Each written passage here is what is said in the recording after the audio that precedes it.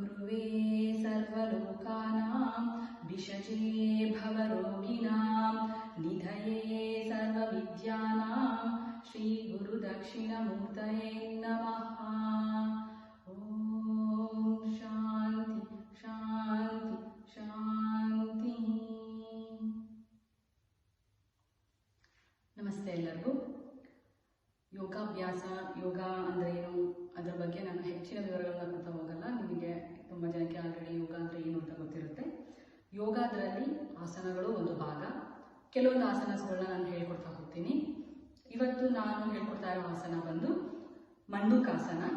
ಮಂಡುಕಾಸನ ಇದು ಡಯಾಬಿಟೀಸ್ ಅಂದರೆ sugar patients, ಆಮೇಲೆ ಡೈಜೆಷನ್ ಪ್ರಾಬ್ಲಮ್ ಇರೋರು, ಕಾನ್ಸ್ಟಿಪೇಷನ್ ಮತ್ತು ಆಂಗ್ಸೈಟಿ ಇಂಥವ್ರಿಗೆಲ್ಲ ಇದು ತುಂಬ ಉಪಯುಕ್ತ. ಹೇಗೆ ಮಾಡೋದು ಅಂತ ಹೇಳಿ ತಿಳ್ಕೊಳ್ಳೋಣ. ಮೊದಲಿಗೆ ವಜ್ರಾಸನದಲ್ಲಿ ಕೂತ್ಕೋಬೇಕಾಗುತ್ತೆ.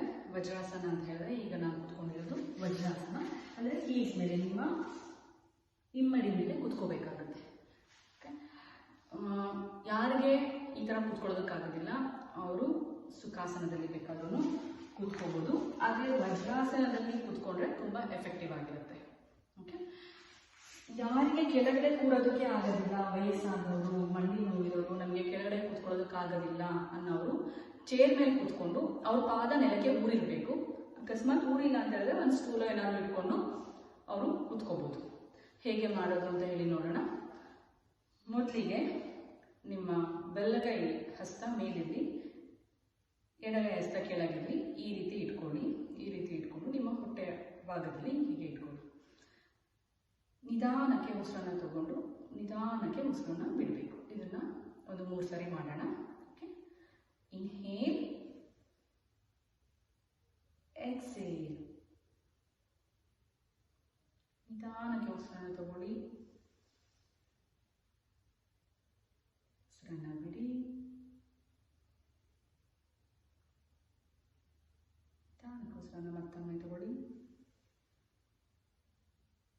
ಉಸಿರನ್ನ ಹೊರಗಾಕಿ. ಇದು ಸುಮ್ಮನೆ ಜಸ್ಟ್ ಬ್ರೀದಿಂಗ್ ಪ್ಯಾಟ್ರನ್ ಅಬ್ಸರ್ವ್ ಮಾಡ್ಕೊಳ್ಳೋದಕ್ಕೋಸ್ಕರ ಅಷ್ಟೇ. ಇದಾದಮೇಲೆ ಏನು ಮಾಡಬೇಕು ಅಂತ ಹೇಳಿದ್ರೆ, ಹೀಗೆ ಇಟ್ಕೊಂಡು ಉಸಿರನ್ನ ಕಂಪ್ಲೀಟ್ ಹೊರಗೆ ಹಾಕಿದ ಮೇಲೆ ನೀವು ಬಗ್ಗಿ ನೆಲಕ್ಕೆ ನಿಮ್ಮ ಹಣೆಯನ್ನು ಟಚ್ ಮಾಡಬೇಕು. ಅಲ್ಲಿ ನೀವು ನಿಮ್ಗೆ ಎಷ್ಟೊತ್ತಾಗುತ್ತೋ ಅಷ್ಟೊತ್ತು, ಲೈಕ್ 10 ಸೆಕೆಂಡ್ಸ್ ಆದರೆ 10 ಸೆಕೆಂಡ್ಸ್ ಸ್ಟಾರ್ಟಿಂಗ್. ಬಿಗಿನರ್ಸ್ ತುಂಬ ಜಾಸ್ತಿ ಪ್ರೆಷರ್ ಮಾಡ್ಕೊಳ್ಳೋದಕ್ಕೆ ಹೋಗಬೇಡಿ. ಯೋಗ ಅನ್ನೋದು ಒಂದೇ ದಿನಕ್ಕೆ ಬರುವಂಥದ್ದಲ್ಲ. ಅಭ್ಯಾಸ ಮಾಡ್ತಾ ಮಾಡ್ತಾ ಮಾಡ್ತಾ ಬರುತ್ತೆ. ಅದು ವಾರ ಆಗ್ಬೋದು, ತಿಂಗಳಾಗ್ಬೋದು, ವರ್ಷಗಳಾಗ್ಬೋದು. ಇದು ನಿರಂತರ ಕಲಿಕೆ. ಸೊ ಹಾಗಾಗಿ ನೀವು ಒಂದೇ ದಿನ ನನಗೆ ಎಲ್ಲ ಮಾಡಬೇಕು ಅನ್ನೋದು ಆಗೋದಿಲ್ಲ. ಸ್ಲೋಲಿ ಪ್ರತಿದಿನ ಪ್ರಾಕ್ಟೀಸ್ ಮಾಡ್ತಾ ಮಾಡ್ತಾ ಬರುತ್ತೆ ಫ್ಲೆಕ್ಸಿಬಿಲಿಟಿ ಅನ್ನೋದು. ಸೊ ನೀವೇನು ಮಾಡಿ, ಮೊದಲು ಕಂಪ್ಲೀಟ್ ಉಸಿರನ್ನ ತಗೊಂಡು ಹೊರಗೆ ಹಾಕಿ ನಿಮ್ಮ ಹಣೆನ ನೆಲಕ್ಕೆ ಟಚ್ ಮಾಡಬೇಕು.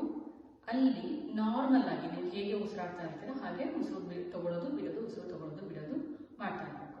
ಆಗ ನಿಮ್ಮ ಹೊಟ್ಟೆ ಮೇಲೆ ಹೇಗೆ ಪ್ರೆಷರ್ ಕ್ರಿಯೇಟ್ ಆಗುತ್ತೆ ಅದನ್ನು ಅಬ್ಸರ್ವ್ ಮಾಡಿ. ಓಕೆ, ಸೊ ನಾನು ಒಂದ್ಸರಿ ತೋರಿಸ್ತೀನಿ. ಫಸ್ಟ್ ಉಸಿರನ್ನ ದೀರ್ಘವಾಗಿ ತಗೋಬೇಕು. ನಿಧಾನಕ್ಕೆ ಉಸಿರನ್ನ ಹೊರಗಾಗಿ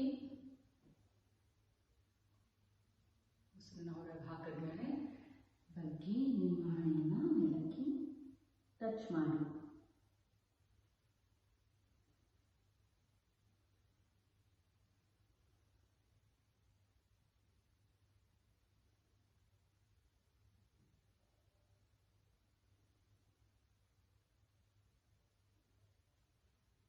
ಮೇಲೆ ಬರಬೇಕಾದ್ರೆ ನಿಧಾನಕ್ಕೆ ಉಸಿರನ್ನ ತಗೊಂಡು ಮೇಲೆ ಬನ್ನಿ. Normal breath. ಉಸಿರು ತಗೊಂಡು ಉಸಿರು ಬಿಡಿ. ಇದು ಮೊದಲನೇ ವೇರಿಯೇಷನ್ನು. ಎರಡನೇ ವೇರಿಯೇಷನ್ ಬಂದು ನಿಮ್ಮ ಹಸ್ತಗಳನ್ನ ಮುಷ್ಟಿ ಮಾಡಬೇಕು. ಮುಷ್ಟಿ ಮಾಡಿ ಹೀಗೆ ಇಟ್ಕೋಬೇಕು. ಇದನ್ನು ನಿಮ್ಮ ಹೊಟ್ಟೆ ಭಾಗದ ಹತ್ರ ಇಟ್ಕೋಬೇಕು. ಈಗೇನು ಮಾಡೋದು ಅದನ್ನೇ ಮತ್ತೆ ರಿಪೀಟ್ ಮಾಡಬೇಕು. ಉಸಿರನ್ನು ತಗೊಂಡು ಉಸಿರನ್ನ ಬಿಟ್ಟು ನೆಲಕ್ಕೆ ನಿಮ್ಮ ಹಣೆಯನ್ನು ಟಚ್ ಮಾಡಬೇಕು. ಅಲ್ಲಿ ನೀವು ನಾರ್ಮಲ್ ಬ್ರೀತ್ ಮಾಡಬೇಕು. ನಿಮ್ಗೆ ಎಷ್ಟೊತ್ತಾಗುತ್ತೋ ಅಷ್ಟೊತ್ತು. ನೀವು 10 ಕೌಂಟ್ ಎಣಿಸ್ಕೋಬೋದು, 10, 20. ತೀರಾ ಆಗಲಿಲ್ಲ ಅಂತ ಅಂದರೆ ಅಟ್ಲೀಸ್ಟ್ ಒಂದು ಫ್ಯೂ ಸೆಕೆಂಡ್ಸ್ ಆದ್ರೂ ಮಾಡಬೇಕು. ಓಕೆ, ಹೀಗೆ ಇಟ್ಕೋಬೇಕು. ನಿಧಾನಕ್ಕೆ ಉಸಿರು ತಗೊಳ್ಳಿ,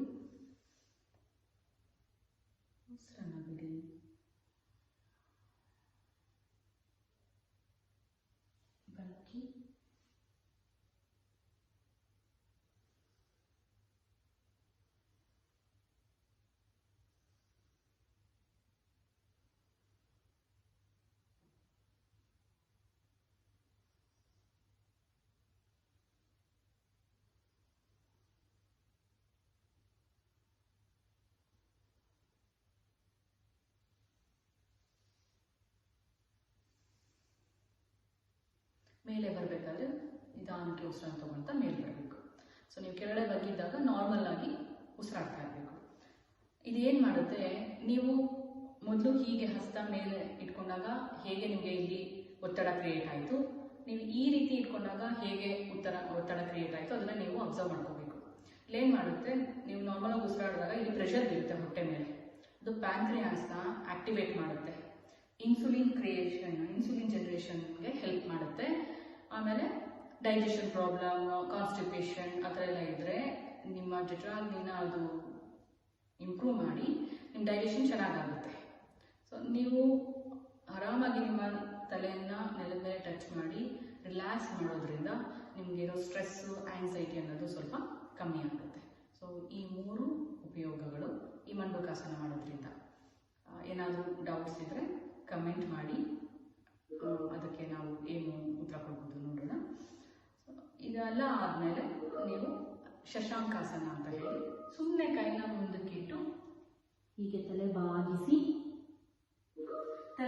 ನಾರ್ಮಲ್ ಆಗಿ ಉಸಿರಾಡಬೇಕು.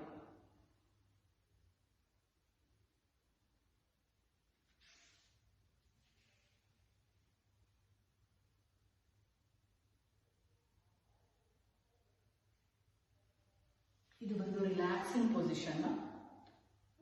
ನಿಮ್ಮ ಮೈಂಡ್ ಕಾಮ್ ಆಗುತ್ತೆ, ಸ್ಟ್ರೆಸ್ ರಿಲೀಫ್ ಆಗುತ್ತೆ. ನಮಸ್ತೆ. ಏನಾದ್ರೂ ಇದ್ದರೆ ಕಮೆಂಟ್